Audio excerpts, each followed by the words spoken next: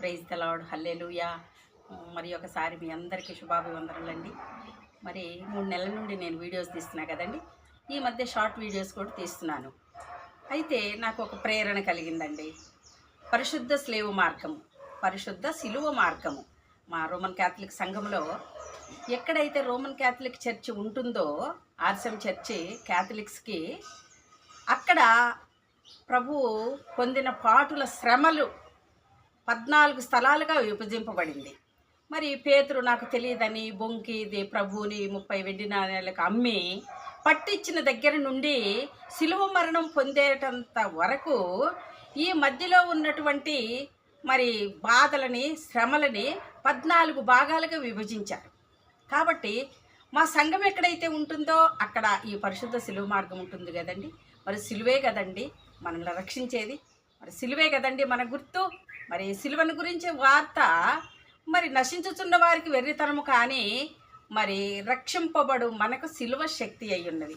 ప్రియమైనటువంటి సహోదరులారా, మరి ప్రొటెస్టెంట్ సంఘస్థులకు అంటే బేతని, సెవెంత్ డే, ఎల్షద్దాయ్, సిఎస్ఐ, ఇంకా లూథరన్ మిషన్, వీళ్ళందరికీ మరి పరిశుద్ధ శిలువ మార్గం తెలియదండి. మేమైతే 7 శుక్రవారాలు 7 బుధవారాలు, భస్మ బుధవారం కానుంచి గుడ్ ఫ్రైడే వరకు బుధవారం శుక్రవారం శిలువ మార్గం ఈ 14 స్థలాలు ధ్యానిస్తాం.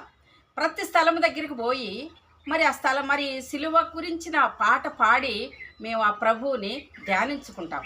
కాబట్టి మీకు కూడా నాకు అన్ని సంఘస్థులకి తెలియచెప్పాలని నా ఆశ అండి. మరి మీరు కూడా చూసి దీవెనలు పొందండి. అందుకనే మరి క్యాథలిక్ శ్రమకాలంలో ఈ లెంట్ డేస్లో మేము ఇవి పాటిస్తుంటామండి. హోలీ ప్లేసెస్ అన్నీ, యెరూషలేం అయితే, బెత్లెహేం అయితే, రోమ్ నగరం అయితే, ప్రతి ఒక్క చోట శిలువ మార్గము లేకుండా, శిలువ మార్గమును గూర్చిన స్థలాలు లేకుండా ఉండవండి.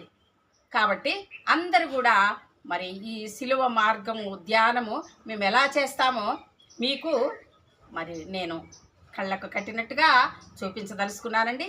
అయితే ఈ యొక్క అధ్యాయాలు మరి సువార్తల్లో మరి మత్తయి సువార్తలో 27వ అధ్యాయము 33వ వచనము, 27-33 వరకు, మార్కు 5:15 నుండి 22 వరకు, మరి అధ్యాయాలు 15 నుండి 22, మరి లూకా 22-23 అధ్యాయాలు, 23-33 వచనాలు, యోహాను 18-20 అధ్యాయాలు, 19-17 వచనాలు మీరు చదవండి. చదివినట్లయితే ఈ శ్రమలన్నీ అందరికీ తెలుసు. కానీ మరి ఒకసారి ధ్యానించుకుందామండి.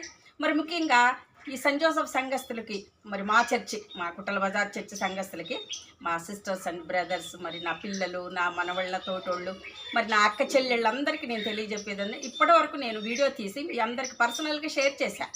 కానీ ఇప్పటి నుండి నేను యూట్యూబ్లో పెడతానండి. మరి కాబట్టి మీరందరూ ఈ ఛానల్ వాయిస్ ఆఫ్ జస్టిస్ అనే ఛానల్ని మరి సబ్స్క్రైబ్ చేయడం మర్చిపోవద్దు. నా పేరు జ్ఞానసుందరి అండి.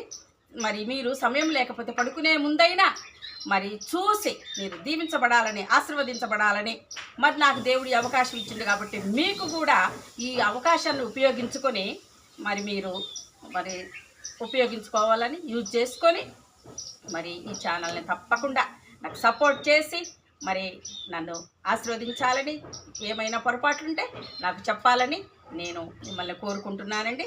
తర్వాత ఇక నుండి ఇది ఒక్కటే పెద్ద వీడియో అండి. ఇక తర్వాత అన్ని షార్ట్ వీడియోసే.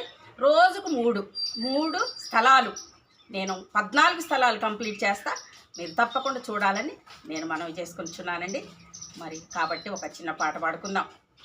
పాపిని యేసు ప్రభో, నే పాపిని యేసు ప్రభో, నీ రక్తపు దారలచే నన్ను కడుగుము యేసు ప్రభో.